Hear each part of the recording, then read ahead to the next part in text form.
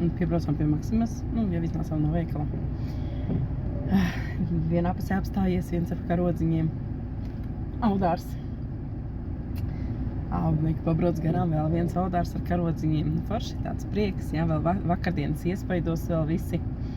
Vai arī ārzemēs strādājoši latvieši, viņi atbrauc arī, kad brauc ciemos, atvaļinājumos, tad viņi arī ar karodziņiem bieži brauc. Bet feini, kad ir tāds Latvijas kaut kāds patriotisms, feini, kad ir cilvēki, kas to pozitīvismu, teiksim, tādu uztur. Jo, protams, visiem cilvēkiem ir savas grūtības, savi āķīši visādi, savi kaut kādi traucējumi.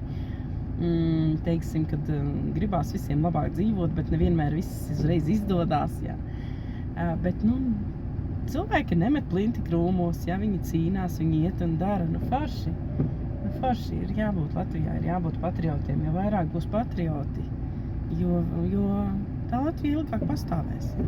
Jo patriotisms jau nav sēdēt un skaļi stāvēt kaut kur tribīnē un skaļi bļaut par to. Patriotisms jāpierāda ir darbos. Jauki, patīkam tā noskatīties, kad braukā mašīnas ar karodziņiem, sarkani, baltsarkaniem.